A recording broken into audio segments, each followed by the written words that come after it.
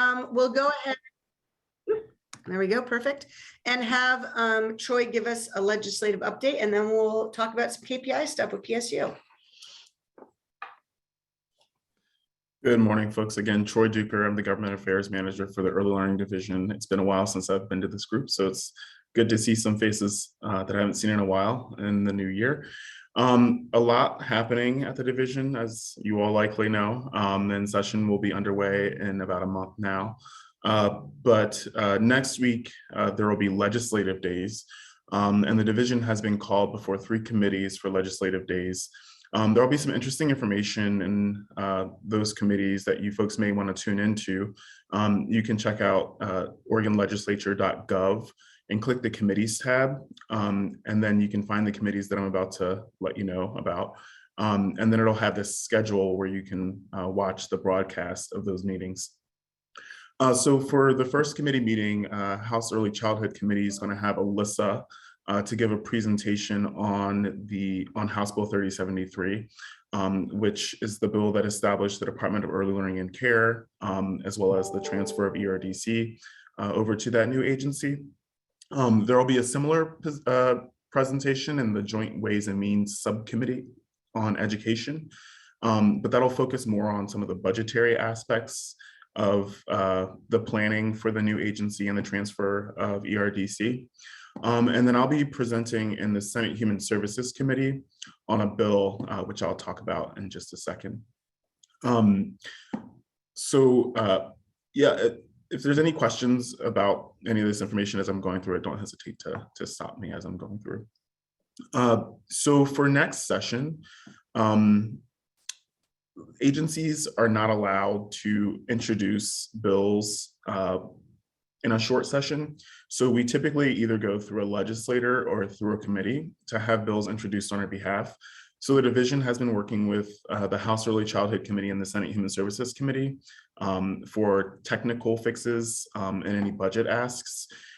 Typically, short sessions are reserved for technical fixes and budget issues.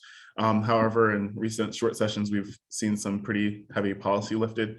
I do know that there's a coalition of childcare advocates who's working on a pretty sizable package for funding to increase the availability of childcare. But the division is working with Representative Power in the House Early Childhood Committee on some technical fixes regarding House Bill 3073, particularly the transfer of the background check process. That was a separate bill last session that ended up dying at the end of session.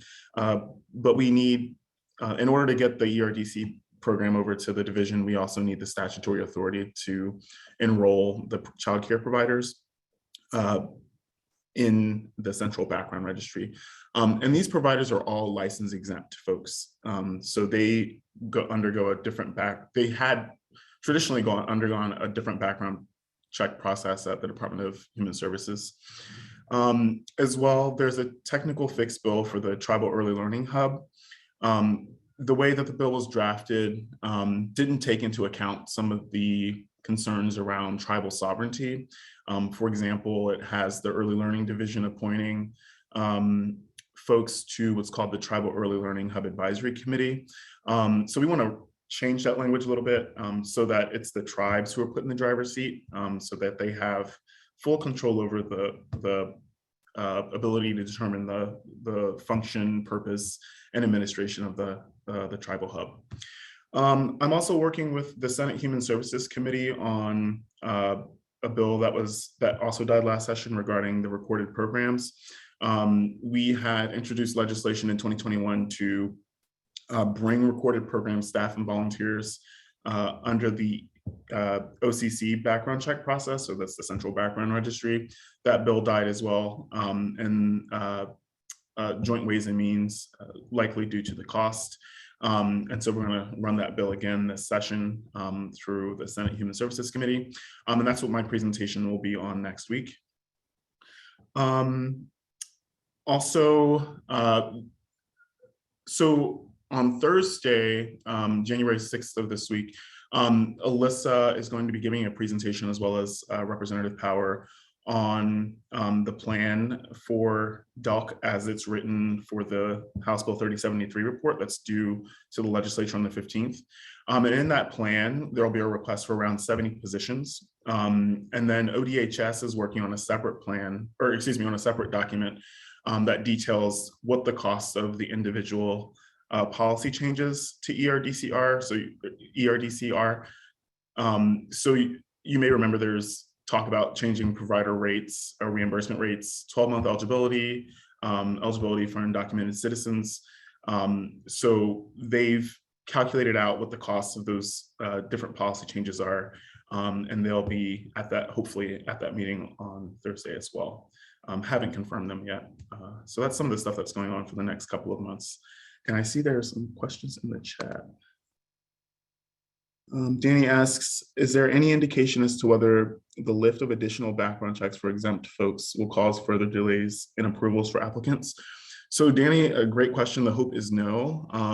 And the way that we're gonna try to prevent that is by requesting more FTE, more positions to help spread out that burden of a huge influx of folks. I think we're looking at around 8,000 people that we'd be including in the central background registry. So that's a pretty heavy lift for the Office of Child Care. And we're hoping to do this in a staggered way that allows us to grandfather in folks who've already completed the background check. And so they would be enrolled in the central background registry at the expiration of their I think it's a 2-year cycle at ODHS.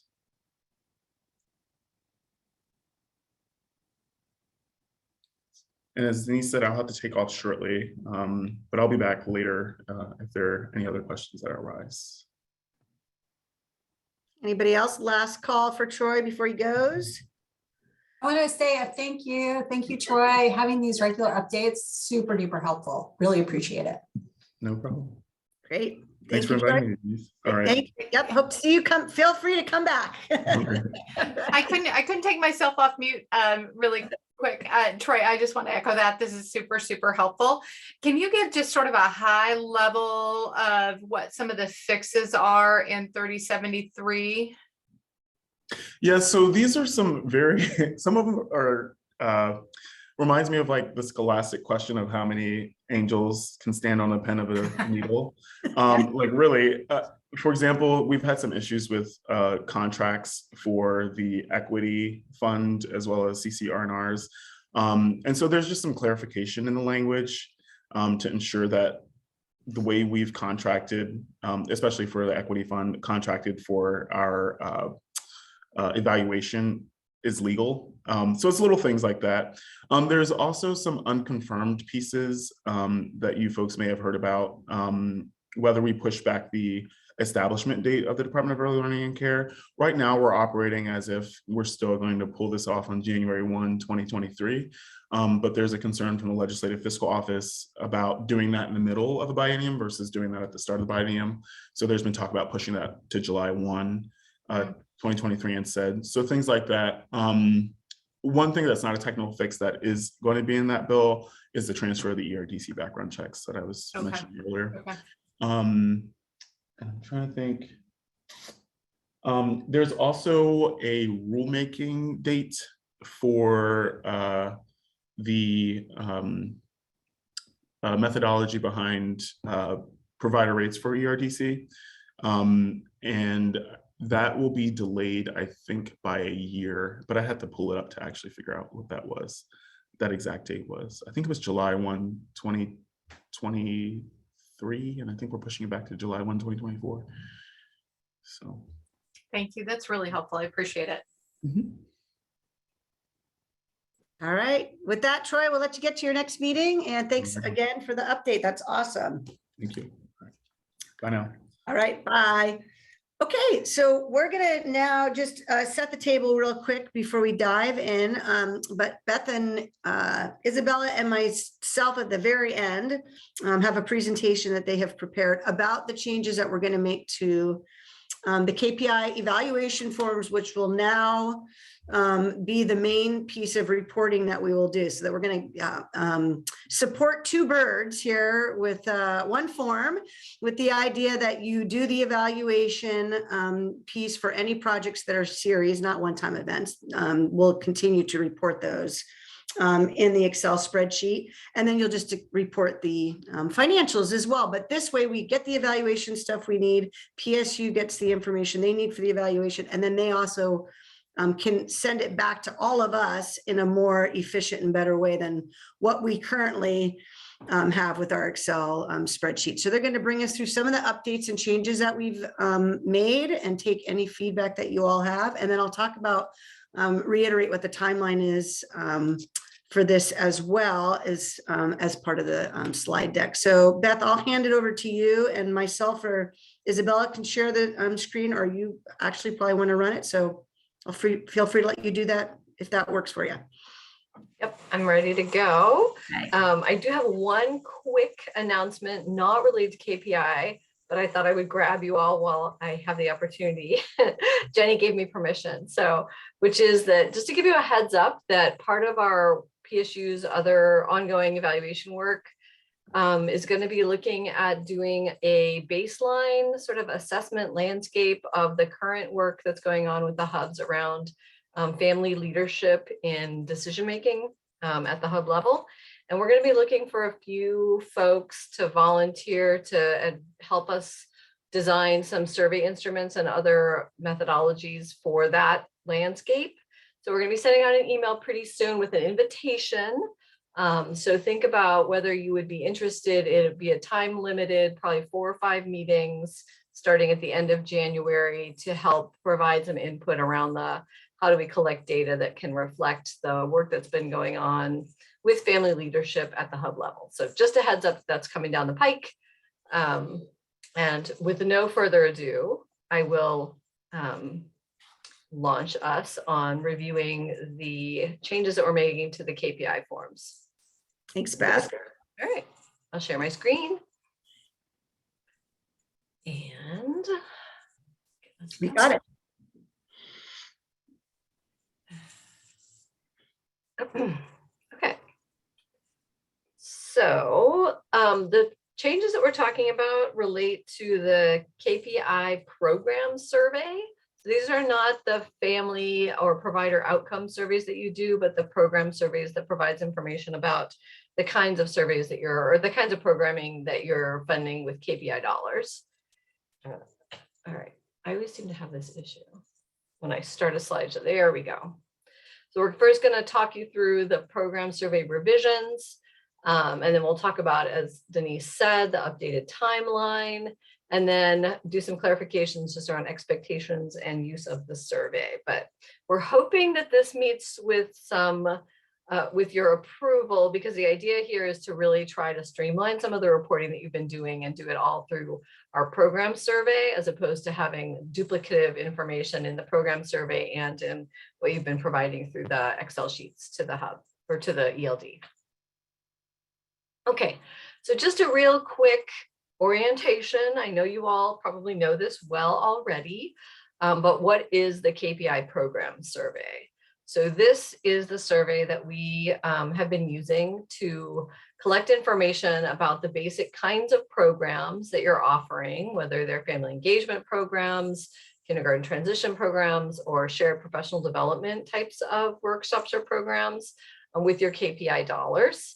That collects some information about certain program characteristics, like whether or not you're using a curriculum, and if so, what kind, whether or not the program is either culturally specific or culturally adapted, how often the program is delivered, how many sessions, how long the sessions are, what languages the programs are administered or delivered in, and then what specific populations are served. And the basic idea is that these are completed once for every program at the end of the program.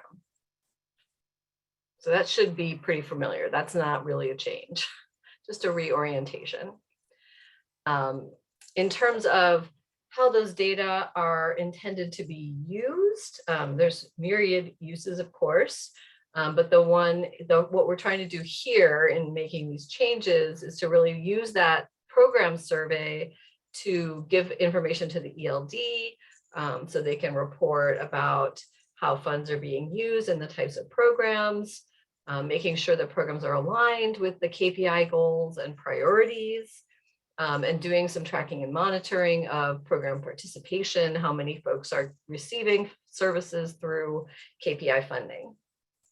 We also are hopeful that this can lead to some opportunities to identify shared opportunities for technical assistance and peer learning by looking across hubs at different kinds of programs that are going on and where there might be opportunities to do some ongoing support. And as I said, peer learning around family engagement, kindergarten transition, shared professional development services. And then finally, we use the data, of course, on the evaluation side, and we have looked at this before to look at what are the relationships between some of those program characteristics and other kinds of outcomes, such as some of the individual family outcomes or professional development outcomes that we track with the other surveys. And if people have questions, feel free to put them in the chat, and hopefully like Denise or Isabel. Okay, great. Part of our work this year has been connecting with Denise and with Jenny and really thinking about, like, are we asking the right questions? What changes do we want to make? And one of the things that we realized was that there really was quite a bit of overlap in the kinds of information that we were collecting on the PSU side about program characteristics and participation, and the information that the hub was asking you to provide as well. And we Denise looked and said, is there a reason we need to do it this way? It seems like it'd be easier to streamline it and have maybe everything come through the PSU survey. And we said, great, sounds like a good plan. So that's one goal, is to reduce the burden on you. Another is to just improve the consistency. So we're trying to develop a survey that has a lot of structured responses so that there'll be consistency in how things are reported across the hubs.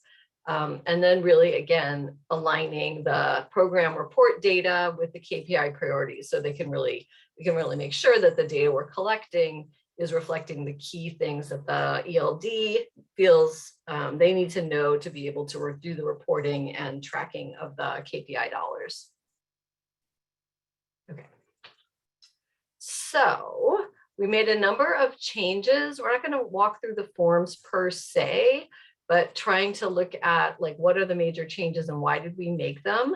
And at this point, I think I'm going to turn it over to Isabella, who's gonna walk through the changes. Are you there? I can't see you on my screen, but I'm gonna continue to run the slides if that works. Just let me know when you're ready to go. Okay, perfect. Can you hear me? Barely. Really? Barely? You can hear me? We can hear you. Okay. Let me know if that changes and I'll just speak up. But the first change that we wanted to talk about was the administrative linking questions. These questions in itself aren't necessarily new, but even if you have a one-time event or a series, you'll be asked this question to just make sure you put the name, the hub name, event program name, and the dates. And this is especially important to fill out, so they will be required on the surveys, and that's so we can connect these surveys with the financials and other things that you'll be reporting to the ELD.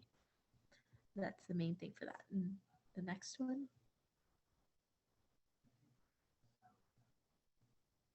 Sorry, I'm trying. My computer's frozen.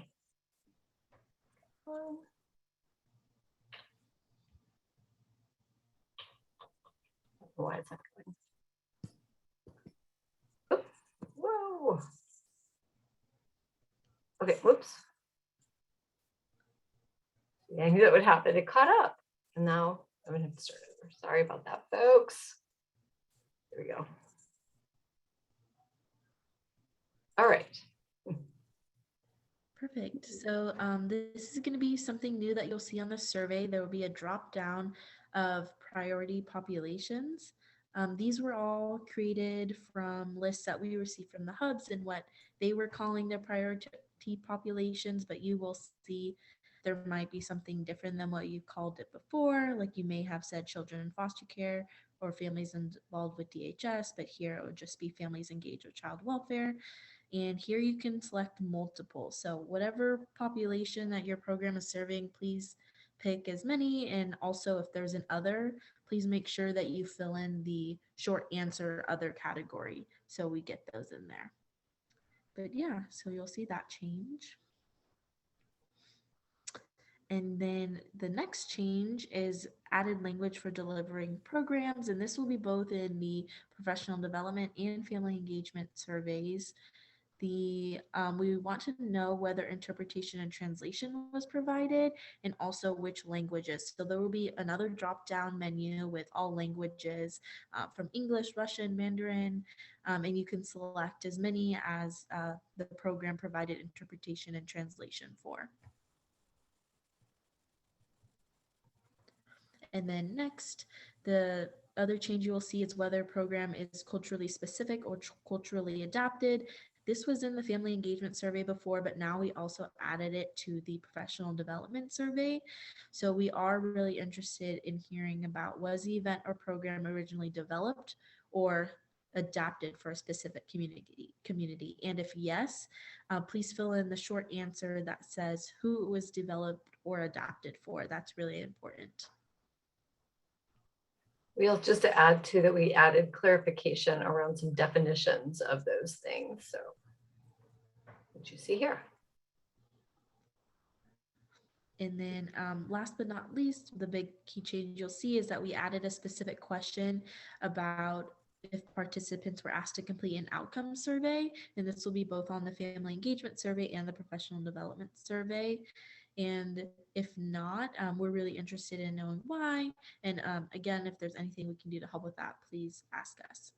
But yeah, those are our big key changes for the next survey.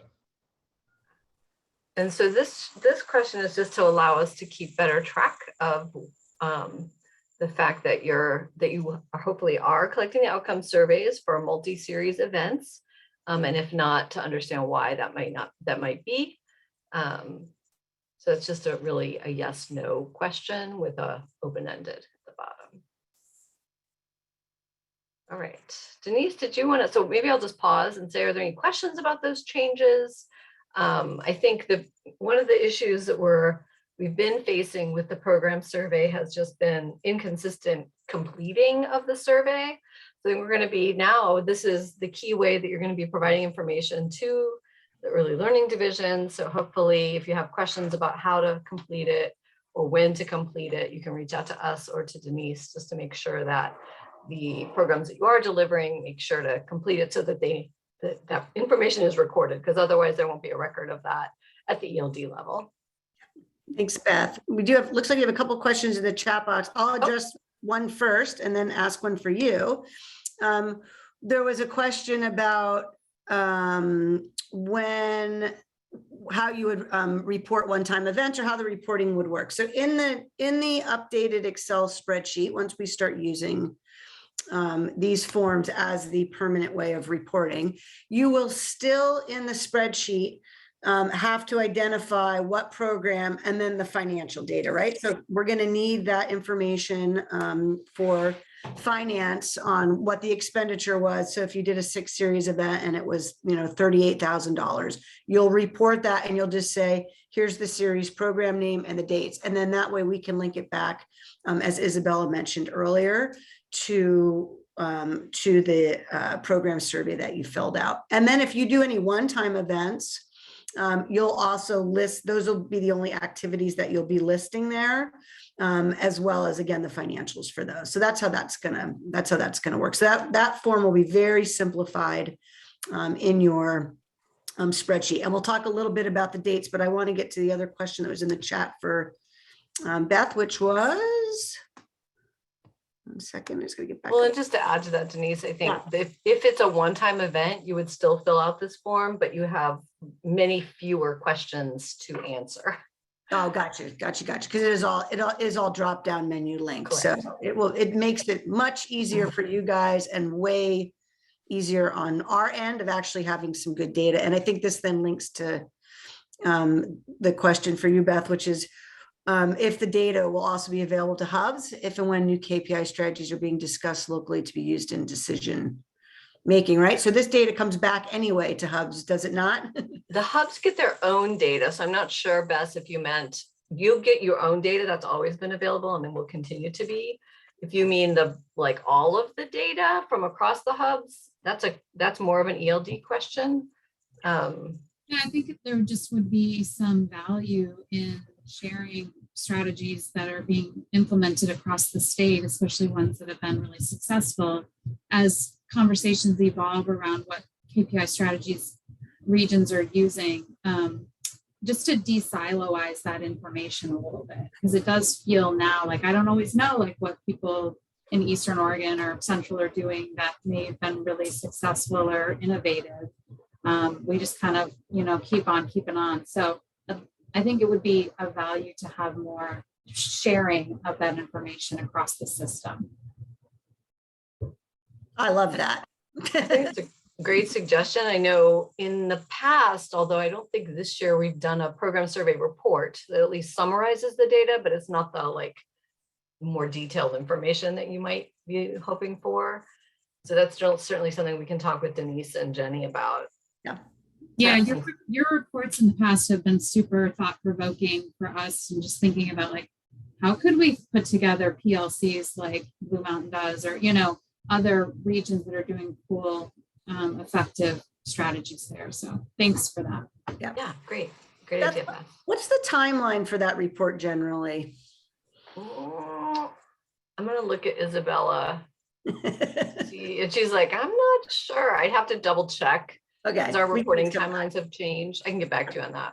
Yep. I think it's a great point, particularly now that, because of the hold up with the, the grant and the statement of work coming out to everyone and et cetera, we're behind on, and have basically given extension to late February to do all of our work planning for pieces. So if this is a piece that people would be interested in, and I'm not saying we can have the report to you right away, but certainly like we did ahead of the summer fund, we did a very interactive discussion with everyone where you kind of brought what you were working on to the group. And I think even with, in lieu of or without the report, that's a good discussion to have about like, this is what we're planning and thinking about. And we can certainly make time for that discussion in February if that's something people are interested in as you are doing your work planning for KPI. Yeah.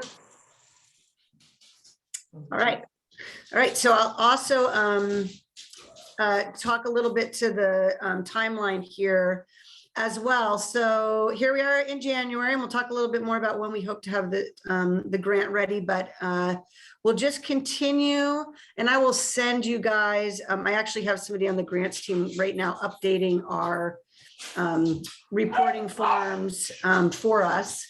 And sorry, I have an excited chihuahua in the background here, but updating our reporting forms for us for KPI. So we'll continue to use this for this last quarter, starting in April, for those that want to and are ready. And I would highly encourage you, because again, we still want you supposed to still be doing these program surveys, whether you're using the old reporting form or not. But if you want to fully switch over to just using the reporting forms, you can go ahead and do so in April and June. And I would ask that everybody at least start to move towards this, because if there's issues or you have questions or problems, we want to work that out in that quarter, so that starting July 1st, the second half of the biennium, everyone is fully utilizing those. And as you all know, I don't need to tell you, you're subcontracting most of these funds. So you're needing also to be sharing this perhaps with your subcontractors and gathering information from them as well. So I would really like us to be using the spring to do the practice runs on that. And in preparation for that as well, we know that one of the pieces of feedback we receive is that in collecting demographic information, sometimes it's hard in explaining to our subcontractors why we need this and why we need to collect information about participants and how best to do that. And so in February, We're going to go ahead and do a training with everybody. I talked with Isabel about this a little bit earlier, and we've talked to the PSU team about just doing a short training on like, here's how you can train subcontractors and talk to them about why collecting this information is important and a required part of the grant funding. So we'll visit that piece at our February meeting next month as well. And there it is. And so the final piece, there's Q3, so July through September, and then on into the next as we finish out this biennium, this contract period for us, which actually July through September, and then moving on into the next biennium of 23-25. We will be hopefully fully moved over to using these forms. So Denise, is for Q1, are you also saying that the new survey is not available in Q1? Oh, for those who want it, I believe, I mean, Isabella, Beth, we're ready, right? We can make it available immediately. And in fact, I would actually, after this meeting today, we will pull together all these materials to send them to you. So Okay. that people have questions. So yes, people want to start going and, for Q1, then let's do Well, it. I mean, the only reason why I'm saying that is, I mean, there's just not a whole lot of programming that's happening right now, Exactly. given the Omicron. I always say it wrong, given COVID. I don't know. And I need to talk to my team. I feel, I would want to talk to my team about it, but it might be possible, Okay. or at Yep. least to test it. Yep. And we will make those available. Anyone that would like to is more than welcome to start using those. Begonia. Denise, when we met you last time, we asked you a question about the insurance requirements. So not all the programs, they actually provide direct service or they are in contact with children or families. And so we suggest you to take a look at having a tier number 1 and tier number 2 of insurance requirements, so that it's going to be more cost effective, and it doesn't make sense for providers to purchase some of those insurance pieces or requirements. So did you have the chance of talking to your team and come up with a solution? No, but I will, thank you for bringing that back up again. I will talk with them. We'll see what, if anything, we can do. I mean, as you know, a lot of these insurance requirements are set by DAS, and so we don't have a lot of input on that, especially when there's, anything that has to do with directly working with children. So, but let's bring that back. I will bring back information on that ASAP. And if we need to have a discussion, not just do it in writing, then we'll do so at the February meeting. Thank you for surfacing that. Okay. All right. And then Beth, you want to hit that last one? Sure. So just a few reminders that the program survey is completed for every KPI funded event and series, including the one-time events, although the survey will be much shorter, and that you do that survey is when the event is completed or the program is completed. Please remember to fill in the open-ended questions if you pick other or something else. The survey links can be found on the KPI Google site. Just looking at Isabella to confirm that that is correct. There's still the existing ones though, yes? Correct. Yeah. And then we will be updating and making sure you have all the 2022 links when that time comes. But yes. And if you have any questions or concerns, feel free to reach out to me or Isabella, or Diane will be back in a couple of weeks and she'll be raring to go, I'm sure, and connecting with you. So I think that's it. Unless there are any questions, I can stop sharing so we can see each other again. That's great. I know people want to have the slide deck, so we can get that out. I don't think that's any issue to share with everyone, and particularly around also with the forms to all of you as well. I just saw another question from Krista. I'm looking at that. Use a spreadsheet. You would use the spreadsheet for that, Yeah. Krista. So that can just be in the regular where I'm gathering all the financial pieces as well. And then is where you would just put those put those pieces to. For those that might have a question about where is my work plan for KPI, I'm not making any updates to what Brett was doing with the work plan. But except that it's in Smart Sheets, which you are more than welcome to use, but what I would like is that it's converted into Excel when you send it over to us. Again, it's on the same timeline, late February, along with the full work plan for your whole hub work plan, since KPI is now part of that. And I also attached in the Excel version that I've been messing with for your work plan. I've just attached a tab in there in Excel for the KPI work plan. So just have our grants person looking at it, because I am not an Excel expert in any way. And so to get it to actually work, we have somebody looking at that right now. So if you would prefer to do the whole work plan, including your KPI one in Excel, I'll share that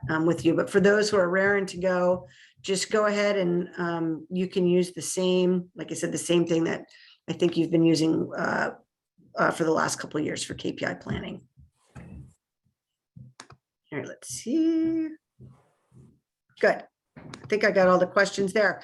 So with that, if we're good on that, we can let our friends from PSU go, and I will we'll continue on with an operations update on where we are with the hub grant, et cetera. Any last questions? PSU is with us.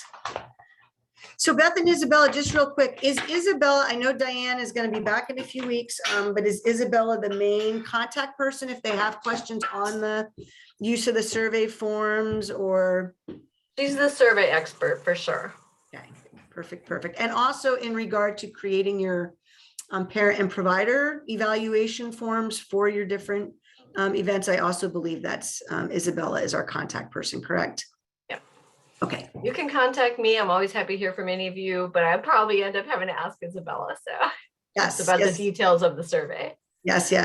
Well, Beth and Isabella, while you're on, thank you for your time today. And I'll also say that the good news about our statement of work for hubs in grant land and procurement with our friend Sonia is that she also has yours. An update that is in, I have talked to procurement last week actually, and that should be quickly coming your way as well. So I know that's good news on your side too, that we can, pay you for being with us today, like everyone else on the call that's waiting. So more to come on that. And thanks for taking the time to join us today, ladies. Thank you. It's lovely to be here and see all your faces. Take care. Thanks. Bye, everyone. Thank you. Thanks too for you, Jenny. Great to have you with us as well. So, okay, so moving on with some other updates here. I wanted to let you know in regard to as I just mentioned, the statement of work, it is actually, we're in final movement here. It should be with DOJ this week.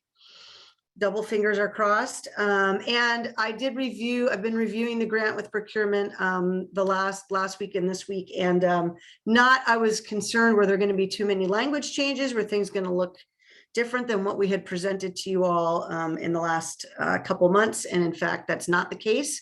So nothing too much of a dramatic change. Once it goes to DOJ, I'm happy to reshare it back to people so you can see any updates that we have that we've made to it. There are a couple things in regard to the funding that I'm now aware of that I want to let you guys know about. And so kind of a good news, bad news situation I'll start with the bad news, and that is in regard to Title 4B, which comes to us from DHS.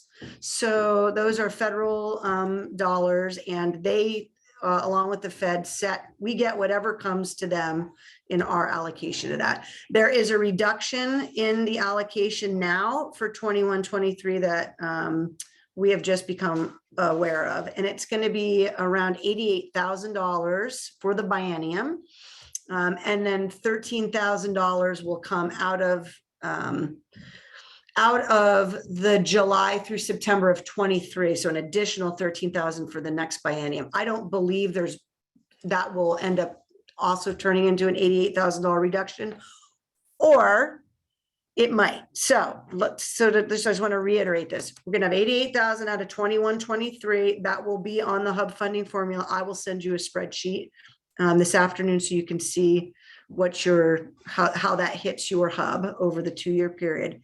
And then tomorrow I'm meeting with our finance department to find out whether or not the reduction that happens in 23-25, whether this 13,000 is the only reduction or is it in addition to the 88,000, or will that be returned? I would suspect that this reduction will stick into 23-25, and we may have an additional $13,000 reduction. I don't know if they're like on a 3 or 5 year spending plan with the feds, and that's why they're aware of that dollar amount now. So we'll get more clarity on that. I was more interested to know about what was happening in this biennium. So we'll send you those dollars. The reduction for hubs, depending on your size in the formula, will be anywhere between probably $1,500 to 18 or 19,000, depending on hub size over the 2-year period.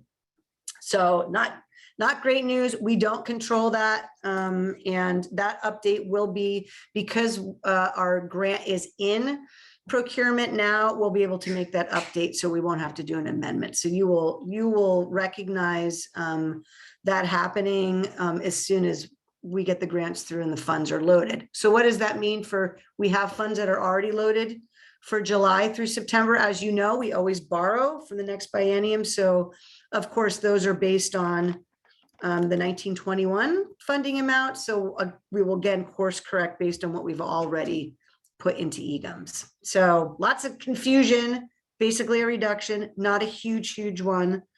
And we will find out, both Carmen and I have been inquiring as to why exactly and what, is it a federal reduction? Did DHS choose to make it? I'll have more information for you as we track that down as well. And why I'm on Title 4B, and I see there's chat box questions, I'll get there in a second. There's also, in the reporting mechanism for Title 4B, we also have a requirement, and I think you may have already seen it in EGMs that they've started to do, is that they have now required that we separate out family preservation and family support, which are extremely similar in my opinion. That's why we've had it together all these years, but there are some nuances in that, and they are required to report to the feds on the nuances. So what's going to happen is, and you may recall from reviewing the statement of work, in the statement of work under Title 4B, I've got 2 sections. One says, here's what qualifies as family support, and here's what qualifies as family preservation. So you're going to need to track a little bit more closely with your subcontractors, which one you are funding for, support or preservation, and you will report accordingly. There'll be 2 tabs in the new reporting document, and you will draw on EGMs the same way. So EGMs will be broken out, preservation, support. So just look at the nuances. I can help provide TA or answer any questions about that. And if people feel like you want to go into greater detail together as a group, I can put that on a future agenda for us as well. But I think for most people, you'll pretty clear. It's pretty clear in the statement of work what the differences are between those. So Denise, yeah. For the family support funds, is there a requirement on what proportion we use for family preservation versus family support, or?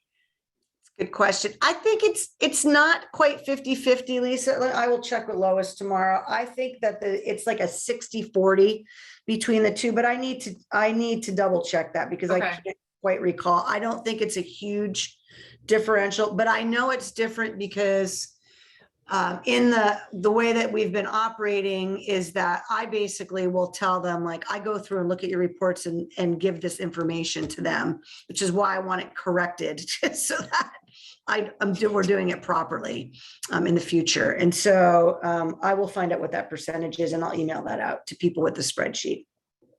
Thank you. Yeah.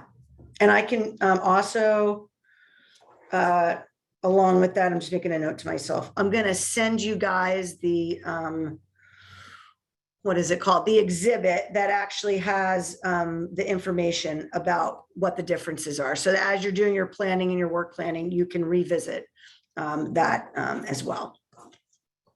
Okay, so the good news on funding We give and we taketh away and we give. So on the family, as we're going to have some funds. I'm excited to say that's going to be Beth's announcement was good, that we're going to start doing some work on preparing for our family leadership councils and like finding out the baseline of what's happening.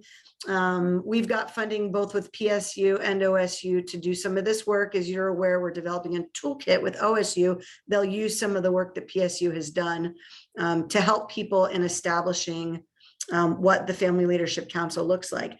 This is one of those things in the grant too, because we're behind, that I'm going to move from a January to a June start date. So you have through basically the end of the biennium to stand up these councils. And we have some funds, this is the surprise part, from PDG that we're going to be able to allocate. We had thought it would be around $10,000 that was going to come to you from the OPEC hubs. We've actually decided it's better for you and better for us if we move the money directly to you in the hub grant, so that we don't have to pay an additional admin fee to OSU, and that we don't have to have it come through OPEC. So I've been working closely with Cass and OSU and our procurement and finance team to do that. And that's also in process. The good thing about our grant being late is that we're now able to put that in. So that means that you're going to have some dollars. I don't have the exact amount. It's going to probably equate to around, it will not be on the formula, it will be by hub, and it's probably around 30,000 for the biennium per hub. And those dollars can be used for staffing. You can, to staff your counselor, to do the work in preparation of building the council. You can use it for parent stipends, whatever. It's fairly broad-based. The key will be, it's probably going to be 10,000 in the first year and 20 in the second, and you'll have to spend out those dollars because they are federal funds. So more to come as I get a little bit more clear on that with procurement and what that looks like.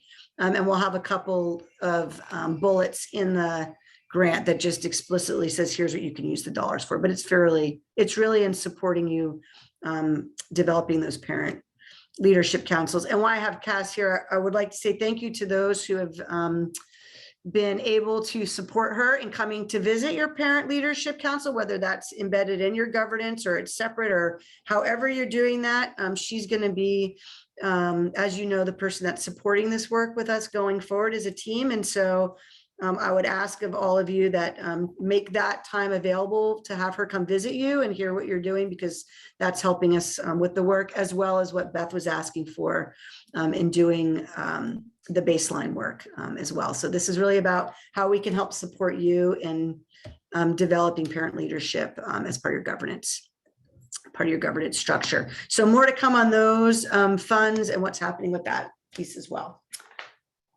Okay, what else? There'll also be, I'll have to, of course, have a little tab in the reporting that just says when you're using those dollars, just kind of like the ECE sector plan, very broad based on what you've done with those, dollars. Other things from the statement of work I want to talk about, which is we have also, as you know, the regional assessment is a new requirement in the statement of work. And, like you guys, I'm kind of like, well, what does all that involve and what's that going to mean? And how are we going to get that done?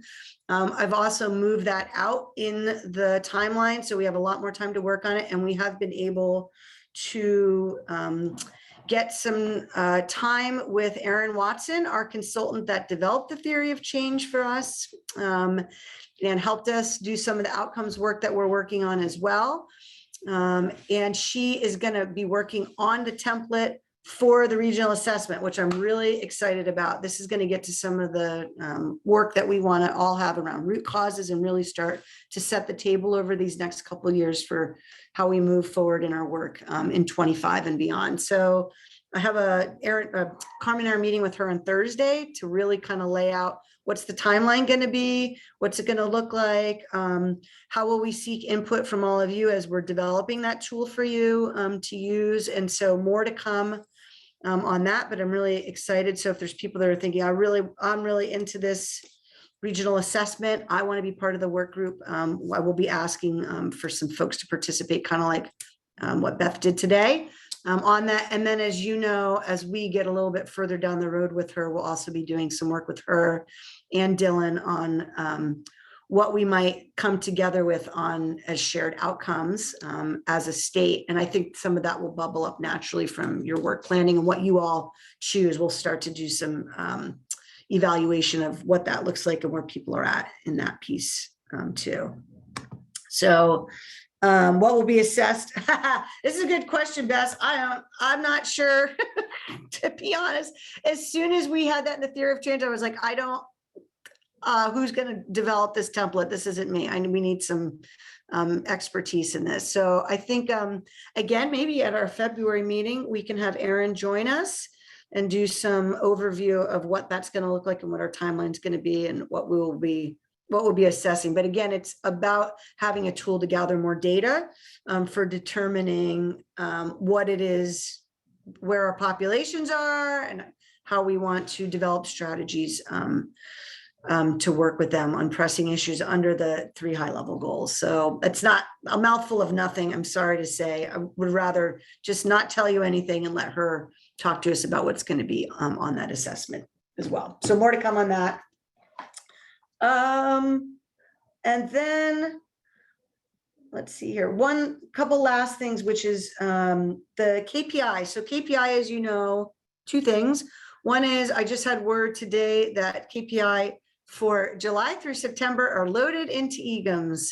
So I know folks are probably struggling to spend all those dollars because of the summer funds. Remember, because they're borrowed from the 21-23 biennium, we will assure that in the upcoming grant that you'll have access to those dollars throughout the biennium. So if you didn't, you already had activities that you allocated to your summer funds, then feel free to just hold on to those. And then I would ask that as you are spending in KPI that you access those first so we can clear those from EGMs when we reload the new funds that will start October 1st. So that's a good thing. And then secondly, as you know, we had some slight statutory changes to EGMs as well, or not EGMs, I'm sorry, to KPI as well.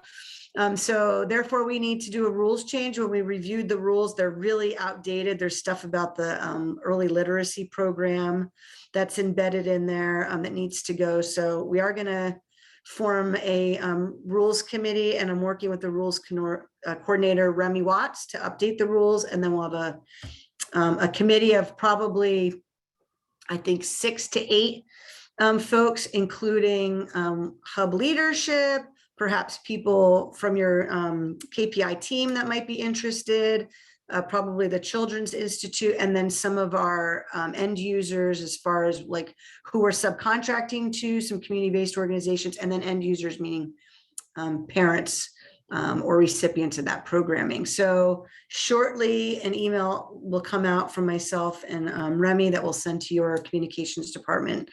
Will be CC'd as well with an application, very short application to say, yes, I want to be on the committee. And I know I've talked to a few of you about being on that committee. So it should probably be 2 to 3 meetings. Our hope is to adopt those rules with the Early Learning Council, I believe in April is the plan. So just some quick, we'll have a couple meetings in February and March, and then those will go to them in April. And like I said, I don't think it's a huge amount of change. We started doing some of that work, a lot of just removing old language and really identifying that KPI is for your priority populations is identified as part of your sector planning work as well. So just getting things updated.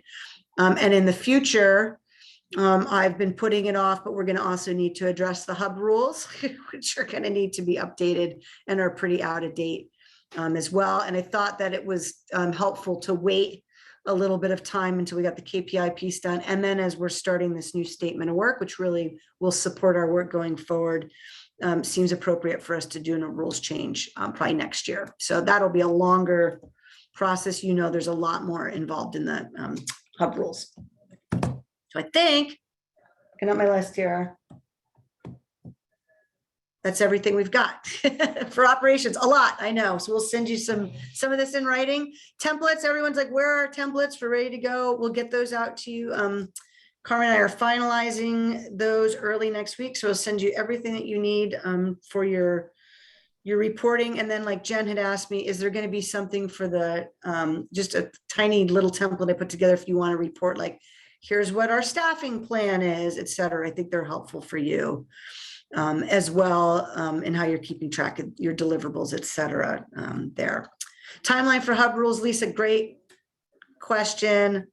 I am not attempting this until the ELC, we're on a calendar with the council and with the rules committee, and they are dealing with the tribal hub, which is going to be big, the ERDC, a lot of the things with the DELC. So I would think next year is going to be the timeline for us dealing with that. Because as you know, it will be involved several more RAC meetings. We're going to need a lot of lead up time to that. So I would suspect we have starting that conversation this summer, and then be prepared in early winter next year to go through that process.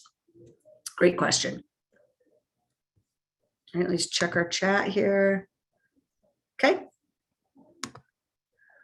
Well, if that's it, we'll have everybody who can have 20 minutes to go play in the rain or snow or whatever it is that you like to do with an extra 20 minutes in your day, unless anybody else has any final questions. All right. Well, thanks, you guys. Have a great day. I'll be connecting. Oh, last thing I did want to tell you, I so apologize. I'm going to also send out in our packet of information. Dylan and I have scheduled some office hours that we'll send out to you guys, where you just kind of email us back and say, hey, these are the times that are available. We'll tell you what we're available for. You can schedule 30 minutes or an hour with us, talk about your outcomes, any questions you have, any technical assistance you want. We can use that time as well for questions or TA on your work planning overall. And that too, I'll be wanting to check in with folks here throughout, closer to the end of the month and into February on where we are with the work plans in preparation for having those finalized by the end of February. So that will be, look for that as well. We'll have quite a packet of info coming out after this meeting with you all. All right. And with that, hi, Carmen. Hi. Caught us just at the end. So we're just. I popped on earlier. I just didn't want to interrupt. Yeah. Sorry, everyone. I now have a standing conflict with this meeting. So I'm going to need to be splitting my time, but I should usually be able to join for the end. And of course, you all know how to find me if you need me. And I'll be checking in with Anne and Cass and Denise after these anyway. So. Super. Thank you. Thank you. Good to see everyone. Thanks so much for your time. Talk to you soon. Thanks. Thanks, Carmen. Thanks, everybody. Happy New Year. Take care. Bye. Bye.